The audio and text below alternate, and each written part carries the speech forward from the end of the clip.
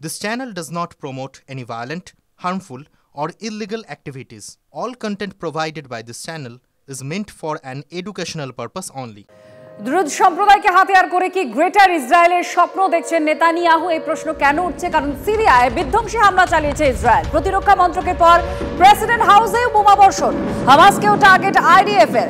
Drone হামলায় হামাসের ব্যাপক ক্ষয়ক্ষতি, হামাসের ঘাঁটি লক্ষ্য করে হামলা হয়েছে, হামাসের অস্ত্র ভান্ডার লক্ষ্য করেও বোমাবর্ষণ করা হয়েছে। شباب قصف قصف يا شباب، خذونا على الهواء. شباب قصف بسرعة بسرعة يا شباب. এদিকে সিরিয়ায় রাতভর হামলা চালালো ইসরায়েল। দ্রুজ সংখ্যাগরিষ্ঠ এলাকা লক্ষ্য করে রকেট হামলা হয়, ক্ষতিগ্রস্ত একাধিক বহুতল, প্রাণহানিরও আশঙ্কা করা হচ্ছে। দামাস্কাসেও ফের হামলা চালিয়েছে আইডিএফ। সিরিয়ার এয়ারবেসে লক্ষ্য করে বোমাবর্ষণ করা হয়েছে। এদিকে সিরিয়ায় প্রতিরক্ষা মন্ত্রকে সরাসরি হামলা চালালো ইসরায়েল। দামাস্কাসে অতর্কিত হানায় গুড়িয়ে গেল সিরিয়ার প্রতিরক্ষা ভবন। পাল্টা হুঙ্কার দিলেন সিরিয়ার অন্তর্বর্তী প্রেসিডেন্ট। তিনি বলছেন, আমরা যুদ্ধে ভয় পাই না, দ্রুজ সম্প্রদায়ের উপরে হামলা বরদাস্ত করা হবে না, হুঙ্কার আহমেদ আল শারাহ। গাজাতেও হামাসের ঘাঁটি লক্ষ্য করে হামলা আইডিএফ এর। গাজার আল দারাজে সিরিয়াল অ্যাটাক চালালো ইসরায়েলি সেনা। ব্যাপক ক্ষতিগ্রস্ত হয়েছে হামাসের একাধিক ঘাঁটি। পাল্টা দক্ষিণ ইসরায়েলে হামলা চালালো হুথির ছোড়া মিসাইল ধ্বংস করলো ইসরায়েলের এয়ার ডিফেন্স সিস্টেম। হামলা করলে প্রত্যাঘাত হবে, হুঁশিয়ারি হুথি সংগঠনের। اذا استهدافنا من نهايه الاركان بشكل كامل. قصف ثاني يا شباب، قصف جديد ما بنهاية الاركان خالص. قصف جديد يا شباب، قصف، خذونا بسرعة بسرعة بسرعة بسرعة بسرعة بسرعة. এবার পরের খবর। এবার রাজ্যের শিক্ষা প্রতিষ্ঠানগুলোকে মমতাময় করে দিতে হবে, এমনই হুঁশিয়ারি তৃণমূলের শিক্ষা সেলের এক নেতার।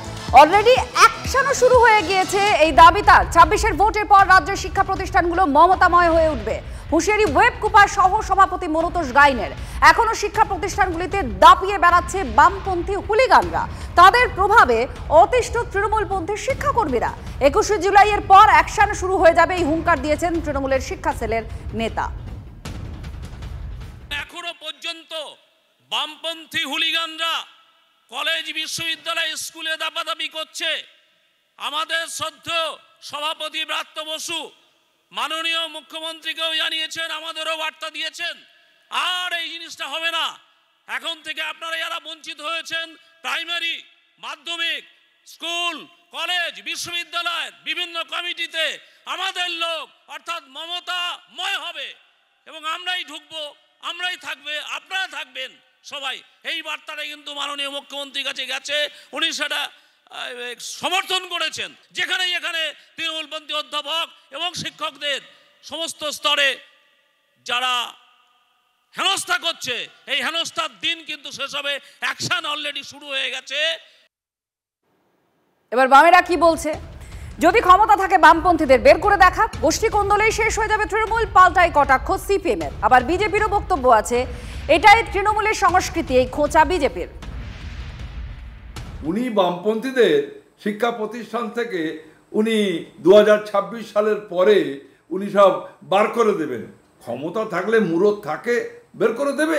যে গোষ্ঠী দ্বন্দ্ব ওনার দলের, ওনার শিক্ষা প্রতিষ্ঠান থেকে শুরু করে সর্বত্র যা শুরু হয়েছে, তৃণমূলকে মারছে, তৃণমূল মরছে, এবং এই দলটাই উঠে যাবে আগামী দিনে।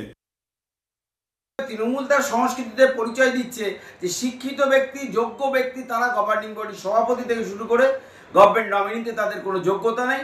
যোগ্যতার মাপকাঠি একটাই, কে কতটা তোষামত করতে পারে, কে কতটা কয়লা, বালি, পাথর যারা চুরি করে, বিক্রি করে, তাদের সঙ্গে তাল মিলিয়ে চলতে পারে।